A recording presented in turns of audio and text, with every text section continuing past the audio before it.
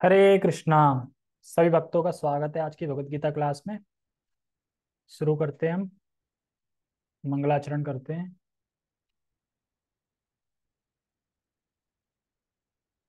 ओम अज्ञानतिमिरान्धस्य ज्ञानञ्जनशलाकया चक्षुरुन्मीलितं येन तस्मै श्रीगुरुवे नमः। श्रीचैतन्यमनोभीष्टं स्थापितं येन भूतले स्वयं रूप कदा मह्यं ददाति स्वपदान्तिकम्। वन्देऽहं श्रीगुरो श्रीयुतापदकमलं श्रीगुरून् वैष्णवांश श्रीरूपं साग्रजातं सहगण रघुनाथान्वितं तं सजीवं साधुवेतं सावधूतं परिजनसहितं कृष्ण चैतन्य देवं श्रीराधा कृष्णपादान् सहगण ललिता श्री विशाखान्त विशांचा। हे कृष्ण करुणा सिंधु दीनबंधु जगतपते गोपेश गोपिका कांता राधा कांता नमस्ते। तप्त कांचना गौरांगी राधे वृंदावनेश्वरी वृषभानुसुते देवी प्रणमामि हरिप्रिये। वाञ्छाकल्पतरुभ्यश्च कृपा सिन्धुभ्य एव च पतितानां पावनेभ्यो वैष्णवेभ्यो नमो नमः। जय श्री कृष्णा चैतन्य प्रभु नित्यानंद श्री अद्वैत गदाधर श्रीवासादि गौर भक्त वृंद। हरे कृष्णा कृष्णा कृष्णा हरे हरे हरे राम राम राम हरे हरे। रामाय रामभद्राय रामचंद्राय वेदसे रघुनाथाय नाथाय सीताय पतये नमः। नमो विष्णुपादाय कृष्णपृष्ठाय भूतले श्रीमते भक्तिवेदांता स्वामिनीति नामिने। नमस्ते सारस्वते देवे गौरवाणी प्रचारिणे निर्विशेषा शून्यवादी पाश्चात्य देशतारिणे। हरे कृष्णा।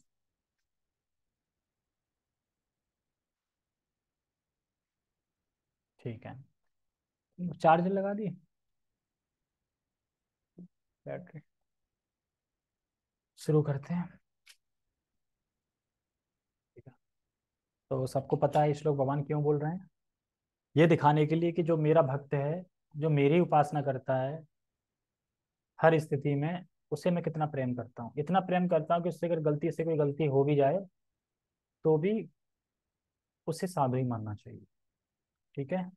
तो पहले हम श्लोक पढ़ते हैं। अपि चेत् सुदुराचारो भजते अनन्य भाग साधुरेव समन्तव्य सम्यगव्यवसितो हि सः। अपि चेत् अपि चेत् सुदुराचारो भजते मामनन्य भाग साधुरेव समन्तव्यः सम्यगव्यवसितो हि सः। ये मैं लास्ट में इसकी मीनिंग पूछूं, बता रहा हूँ। अपि चे सुदुराचारो भजते माम अनन्य भाग, जो मेरा भक्त है, जो अनन्य भाव से मेरी भक्ति कर रहा है, मेरे संकल्प है कि बस सिर्फ भक्ति ही करनी है, उस पे अडिग रहता है, टिका हुआ है, और देवताओं के उपासना नहीं कर रहा है, सिर्फ मेरी उपासना करता है। ऐसा व्यक्ति अगर अपि चेत सु दुराचार हो, अगर दुराचार भी हो, कि अगर उससे कोई गलती हो जाए या कोई पाप हो जाए दैवशत उसके प्रारब्ध के अनुसार, फिर भी उसे क्या करना चाहिए। साधु रेव सब मंतव्य, साधु ही मानना चाहिए। क्यों साधु मानना चाहिए? क्योंकि वो अपने संकल्प में अडिग रहता है। अडिग मतलब कि टिका रहता है अपने संकल्प में। ठीक है। तो ये श्लोक है। टेक्स्ट पढ़ देता हूँ। यदि कोई जघन्य से जघन्य कर्म करता है, किंतु यदि वह भक्ति में रत रहता है, तो उसे साधु मानना चाहिए, क्योंकि वह अपने संकल्प में अडिग रहता है। ठीक, हम कहाँ पे छोड़ा था कल?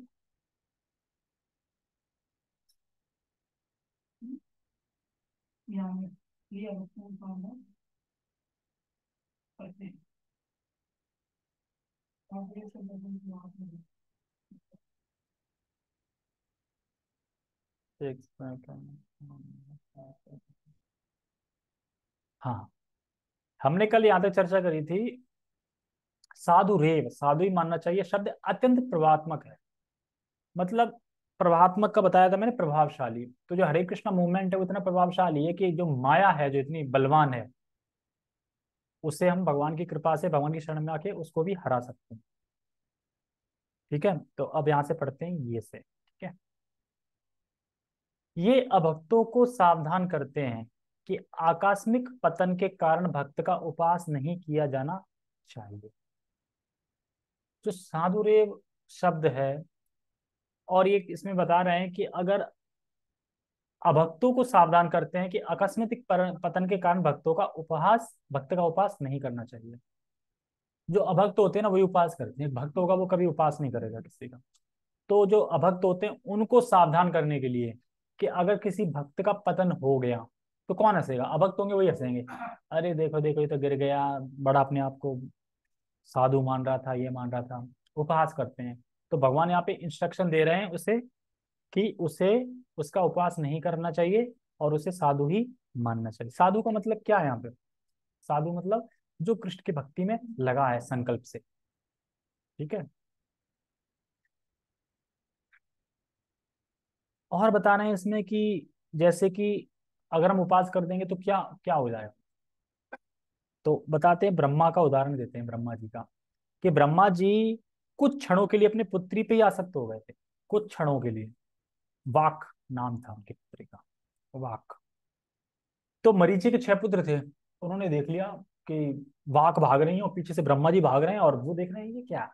तो वो हंसने लगते हैं। कौन? मरीचि के 6 पुत्र थे वो। हंसने लगते हैं तो ब्रह्मा कहते तुम हंस रहे हो मुझ पे, क्योंकि वो शुद्ध भक्त थे, वो तो भगवान की योजना से हुआ। तो अब वो हंसने लगे। हंसने लगे तो वो खाली कुछ कहते नहीं, वो देख के निकल जाते हैं। तो क्योंकि उपहास कर दिया ना एक शुद्ध भक्त का, उपहास कर दिया, तो फिर उन्हें क्या बनना पड़ा अगले उसमें। अब मनवंतर है अगले या अगले जन्म में, अगले उसमें उन्हें काल नेमी के बेटे बन के जन्म लिया उन्होंने। 6 थे। काल नेमी, काल नेमी के बेटे के रूप में। तो जो काल नेमी था उसको शायद हिरण्यकश्यपु ने मारा था, किसने मारा था, और जो उसके बेटे थे उनको भी मारा था। हिरण्याक्ष ने मारा, मतलब शायद। हाँ। तो उसके बाद फिर अगले उसमें द्वापर युग में ये 6, ये वो बने जो देव के पुत्र से उत्पन्न हुए थे। और काल नेमी कौन बना था? कंस बना था, यानी कंस ने अपने पुत्रों को ही मारा है। तो उपहास करके कितनी फजीयत हुई अगर ये देखा जाए स्टेप बाय स्टेप। पहले करा तो पहले मर गए, और पहले मर के फिर अपने पिता ही खुद के बेटों को मार रहा है यहाँ पे। इस तरीके से कंस ने 6 पुत्रों को मारा था। वो काल नेमी के पुत्र थे, वो ये काल नेमी था ये। तो इसीलिए अगर किसी, जैसे महाप्रभु बताते हैं कि अगर कोई भक्त से गलती से कोई पाप हो जाता है या कोई अपराध हो जाता है या फिर गिर जाता है कुछ भी, तो हमें उसका उपास नहीं करना चाहिए, उस पर कोई टीका टिप्पणी नहीं करनी चाहिए। अरे तुमने देखा उस भक्त ने कैसा किया, उस पर टिप्पणी कर देते हैं ना, टीका अपनी लगा देते हैं। तो ये सब चीजें हमें नहीं करनी चाहिए। हमें कभी भी किसी का मजाक नहीं बनाना चाहिए, मजाक तो हमें कभी भी किसी का नहीं बनाना चाहिए। उसे तब भी साधु ही मानना चाहिए। मंतव्य शब्द तो इससे भी अधिक बलशाली है। मंतव्य का मतलब क्या बताया था देखो। हाँ, मंतव्य है मतलब साधु रेव समंतव्य, मंतव्य साधु ही मानना चाहिए। क्यों मानना चाहिए? क्योंकि उसका निश्चय दृढ़ है। देखो, अगर कोई ईमानदारी से भक्ति कर रहा है, फिर उससे कोई गलती होगी, पतन हो गया, तो कोई नहीं, क्योंकि वो भक्ति कर रहा है लेकिन गिर गया अपने पुराने आदतों वश। लेकिन अगर कोई गलती पे हंस रहा है और मतलब गलती को सुधार नहीं रहा है और ये सोच रहा है कि अरे गलती होगी तो क्या हुआ, साधु भक्ति कर रहा हूँ, तो फिर वो कपटी है, फिर वो भक्त नहीं है। ठीक है, यदि कोई इस नियम को नहीं मानता और भक्त पर उसके पतन के कारण हंसता है, तो वह भगवान के आदेश की अवज्ञा करता है। कौन हंसा था? मरीचि के 6 पुत्र हंस गए, हंस दिए थे खाली बस। अब सोच, हंसना इतना महंगा पड़ गया, फिर हंसे थे। तो हंसना मतलब उपास करना ही होता है। तो भगवान की आदेश है, भगवान ने आदेश दिया ना कि वो मेरा भक्त है, उसको साधु ही मानना चाहिए। अब कोई साधु नहीं मान रहा है तो भगवान की अवज्ञा होगी ना। भगवान की अवज्ञा मतलब अपराध, अपराध में आ गया, काउंट हो गया। तो ये सभी क्यों महत्वपूर्ण है, ये सब चीजें, मतलब कि भक्त का पतन हो गया, शुद्ध भक्त है तो हमें उपहास नहीं करना चाहिए, और उसे क्या देना चाहिए? प्रेरणा देनी चाहिए कि कोई बात नहीं, हो जाता है, अच्छे से भक्ति करो, हम आपके लिए प्रे करेंगे भगवान से कि आपका दोबारा आप भक्ति में स्थिर हो जाए। तो नेक्स्ट श्लोक में बताएंगे वो आदमी धर्मात्मा हो जाता है जो ऐसा सोचता है, ऐसा हेल्प करता है। तो ये सभी क्यों महत्वपूर्ण है? क्योंकि हमारे समाज में, मतलब भक्तों के समाज में अगर देखा जाए तो गलती कर ही रहे हैं लोग। मतलब ऐसी गलतियां हो ही रही, गंभीर गलतियां, कहीं कोई कुछ गलती कर देता तो गलती तो हो ही रही है। तो बस खाली हमें ये देखना है कि क्या वो भक्त ईमानदारी से भक्ति कर रहा है, ये देखना है। अगर वो ईमानदारी से भक्ति करना है तो कोई इशू नहीं है, कोई दिक्कत नहीं है। अगर वो ईमानदारी से भक्ति नहीं कर रहा है तो हमें उसका संग नहीं करना है, सिर्फ सम्मान करना। संग नहीं करना, सम्मान करना है उसका, ठीक है। इसी के उसमें एक श्लोक में बोलते हैं, भक्ति की एकमात्र योग्यता यह है कि वह अविचल अविचल तथा अनन्य भाव से भक्ति में तत्पर रहे। तो उसकी एकमात्र योग्यता क्या है? भले ही वो पतन हो रहा है उसका, लेकिन योग्यता क्या है? कि अविचल भाव से, अनन्य भाव से भक्ति में तत्पर रहता है। नरसिंह पुराण में निम्नलिखित कथन प्राप्त है। क्या प्राप्त है? भगवती चाह रावण अन्य चेत भ्रश मलिनोऽपि विराजते मनुष्यः नाहि शशकलुषिच्छभिः कदाचितः तिम्र पराभवता मुपैति चंद्रः। इसमें बता रहे हैं, भगवती च हरावनन्य चेता। अनन्य चेता, अनन्य चेता मतलब जो अनन्य चित्त से भगवान हरि का भजन कर रहा है, कह रहे हैं ना। हरा वनन्य चेता भगवती, हरि की अनन्य भाव से भक्ति कर रहा है। अच्छा, कैसे? कह रहे हैं, भ्रष्ट मालिनो अपि विराजते मनुष्य। वो मनुष्य अगर थोड़ा सा भ्रष्ट भी हो जाता है, मान लो जो अनन्य भाव से भक्ति कर रहे हैं, लेकिन थोड़ा सा भ्रष्ट भी हो जाता है, पतित हो जाता है, किसी कारण से गिर जाए, तो भी वह मलिन नहीं होता। कह रहे हैं ना, भ्रश मान भ्रश मालिनोपि, मतलब मलिनोपि मतलब मलिन नहीं होता वो, विराजते मनुष्य, वो मनुष्य नहीं होता। जैसे एग्जाम्पल दे रहे हैं, ना ही शशकुल छब्बी कदाचिता, ना ही जिस तरीके से, ना नहीं, शशकल मतलब, शशक मतलब होता है चंद्रमा।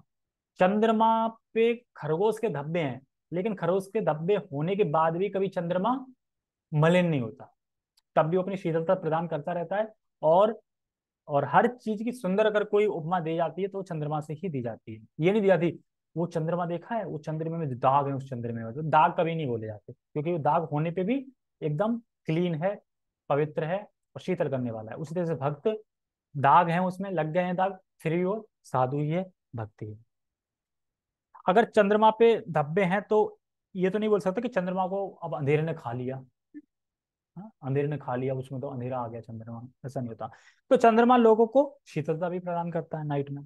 तो चंद्रमा में भी धब्बे हैं, पर फिर भी लोग प्राय सुंदरता की उपमा चंद्रमा से ही देते हैं। तो इसलिए करें कदाचिता तिमिरा परा भवताओ मुपैती चंद्रा, चंद्र मतलब चंद्रमा। तो बता रहे हैं कि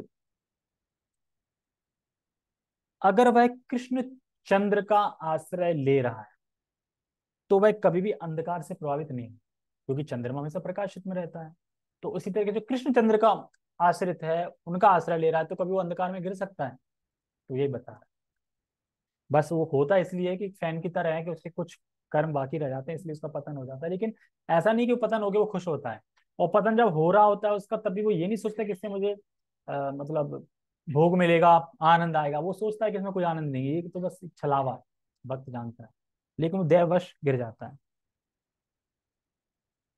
कहने का अर्थ यह है कि यदि भगवत भक्ति में तत्पर व्यक्ति कभी घृणित कार्य करता पाया जाए तो इन कार्यों को उन धब्बों की तरह मान लेना चाहिए, जिस प्रकार चांद में खरगोश के धब्बे। इन धब्बों से चांदनी के विस्तार में बाधा नहीं आती। ऐसा है कि धब्बे वैसे चांद की रोशनी कम हो गई हो, कम नहीं होती, जैसी है वैसी ही रहती है।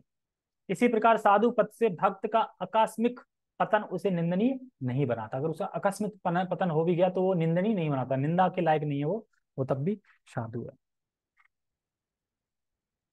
किंतु किंतु इसी के साथ यह समझने की भूल नहीं करनी चाहिए कि दिव्य भक्ति करने वाला भक्त सभी प्रकार के निंदनीय कर्म कर सकता है। अब कोई श्लोक पढ़ ले तो अब ये नहीं सोचना चाहिए कि अब तो मैं कुछ भी करूं। अब तो वो दैवश हो रहा है ना, क्या दिक्कत? जैसे कि बुखार, कोई नहीं आना चाहता कि मुझे बुखार आए, लेकिन बुखार आ जाता है दैवश। इसी तरीके से वो करना कुछ नहीं चाहता, वो दैवश ऐसा हो जाता है, लेकिन वो उसे करके गिल्टी फील भी करता है और आगे से प्रण लेता कि भगवान अब से मैं गलती नहीं करूँ, और फिर आगे भक्ति में बढ़ता है। तो यही यहाँ पे प्रभु जी बता रहे हैं कि भाई लाइसेंस नहीं दिया जा रहा है पाप करने का यहाँ पे। इस श्लोक से ये नहीं कि इस श्लोक को बता दें, कोई टीका कर दे कि तो भगवान ने तो बोला है कि भक्ति से गलती हो जाए तो कोई वो साधु मानो मुझे, है ना, साधु मानो मुझे। तो ऐसा जो बोलेगा वो साधु नहीं है, ये बोले यार मैं तो पतित हूँ, मुझे कहाँ तुम मेरी संगत मत करो वरना तुम भी बिगड़ जाओगे, मैं तो गिर गया हूँ, ये वो ऐसे मतलब अपने आप को कोसता है रियली में, तो फिर सामने वाले को उसे साधु मानना चाहिए। तो यमराज बताते हैं कि कदाचित कदाचित उसके पाप मतलब कि फलीभूत हो जाते हैं, मतलब पाप आ जाते हैं, कदाचित पाप आ जाए। अगर कदाचित उसके हृदय में पाप आ जाता है तो जो गोविंद हैं, जो उसके हृदय में विराजमान है, वो उन पापों को नष्ट कर देते हैं। लेकिन अगर कोई प्लानिंग करके पाप कर रहा है तो ये नाम अपराध है, फिर प्लानिंग करके पाप कर रहा है नाम के पर। इस श्लोक में केवल इसका उल्लेख है कि भौतिक संबंधों की प्रबलता के कारण सभी कभी कोई दुर्घटना कभी कोई दुर्घटना हो सकती है। भक्ति तो एक प्रकार से माया के विरुद्ध युद्ध की घोषणा है। तो अगर मान लो कोई युद्ध कर रहा है तो युद्ध में दो चीजें होती है, तो हारेगा या जीतेगा। तो ये जो हमने भक्ति कर रहा है ना, तो एक तरह से युद्ध की घोषणा कर दी हमने भौतिक संसार से, मतलब युद्ध छेड़ दिया है। तो युद्ध में क्या है, हार भी हो जाती है, कभी जीत भी जाती है। तो हो सकता है कि तुम युद्ध जब छेड़ दिया है तो हो सकता है कभी हार भी जाओ, यानी पतन हो जाए, कभी फिर से खड़े होगा, फिर से लड़ो तो कहो जीत जाओ, जीत जाओ तो फिर पार लग जाओगे। तो ये चीज बता रहा है। जब तक मनुष्य माया से लड़ने के लिए पर्याप्त शक्तिशाली नहीं होता तब तक आकस्मिक पतन हो सकते हैं। तो कब तक पतन हो सकते हैं, जब तक वो शक्तिशाली नहीं रहता है मनुष्य माया से लड़ने के लिए। अब जब उस स्टेज पे आता है ना कि माया से लड़ने के स्टेज पे, तो फिर कोई दिक्कत नहीं। जैसे कि अगर कोई जब तक कोई पूर्ण रूप से भक्ति करते करते करते करते इतनी विरक्ति उत्पन्न नहीं हो जाती, विरक्ति उत्पन्न नहीं है, तब तक उसका पतन या भोग में गिर सकता है। मतलब भक्ति कर रहा है लेकिन विरक्ति अभी उत्पन्न नहीं है उतनी, तब तक वो गिर सकता है। जैसी विरक्ति उत्पन्न हो जाएगी उतनी, उस लेवल पे पहुंच जाएगा, फिर वो उसका पतन नहीं होगा। किंतु बलवान होने पर ऐसे पतन नहीं होते, जैसा कि पहले कहा जा चुका है। बलवान मतलब जैसे मान लो कोई अगर कोई जिम जाए तो धीरे धीरे धीरे वो करता रहता है, जिम करता धीरे धीरे बलवान बन जाता है ना स्ट्रक्चर। ऐसे हम भक्ति करते रहेंगे करते रहेंगे करते रहेंगे, धीरे धीरे हम बलवान होते जाएंगे। किस चीज में, आध्यात्मिक चीजों, स्पिरिचुअल लाइफ में बलवान होते जाएंगे। जब बलवान हो जाएंगे तो फिर क्या हरा सकता है, फिर नहीं हरा सकता है। फिर कोई पतन, आकस्मिक पतन जो है फिर नहीं होता फिर। अगर भक्ति करने के बाद भक्त भोग में प्रवृत्त होता भी है तो वह जानता है कि ये भोगों से मुझे सुख नहीं मिलेगा, ये जानता है वो। तो भोग की वासना क्यों रहती है, क्योंकि कोई ना कोई अनर्थ रहता है, पाप रहता है, इस वजह से। मनुष्य को इस श्लोक का दुरुपयोग करते हुए अशोभनीय कर्म नहीं करना चाहिए और यह नहीं सोचना चाहिए कि इतने पर भी भक्त बना रह सकता है। मान लो कि ये श्लोक का अगर कोई दुरुपयोग कर रहा है, मान लो ये कर रहा है, गलत सलत कर रहा है, फिर सोचे मैं भक्त हूं, तो वो भक्ति नहीं होगा। यदि वह भक्ति के द्वारा अपना चरित्र नहीं सुधार लेता तो उसे उच्च कोटि का भक्त नहीं मानना चाहिए। मान लो भक्ति कर रहा है लेकिन अपना चरित्र सुधार नहीं रहा है, तो फिर वो उच्च कोटि का भक्त नहीं है। तो प्रभुपाद जी यहाँ पे इतना उदार दिल के हैं कि भक्ति तो बोल रहे हैं उसके ऊपर, उच्च कोटि के भक्त नहीं बोल रहे हैं। तो हमें कम से कम जो बीच का मध्य भक्त में आना चाहिए। खत्म हो गया। एक कनिष्ठ एक सनिष्ठ, मध्यम लेवल तक आना चाहिए, मध्यम लेवल सनिष्ठ होती है।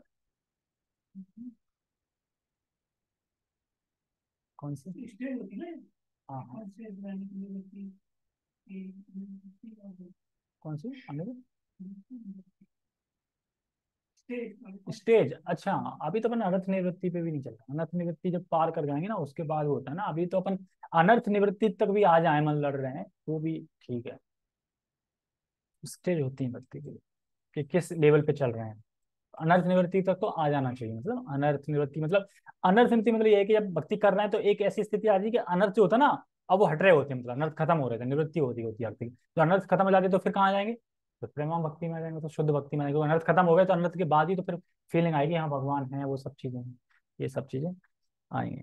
तो इसी के ऊपर किसी ने प्रश्न किया था कि कभी ऐसे समय अगर आ जाए कि कोई ऐसा भक्त से संग आ जाए कि जो गलत कार्य करके आया हो, शोषण करके आया हो, तो क्या हम फिर क्या करेंगे उसको, मतलब ऐसा करके आ जाए तो बताते हैं कि ब्रह्मचारी आश्रम में उसे नहीं रखना चाहिए, लेकिन भक्तों के समाज में रह सकता है।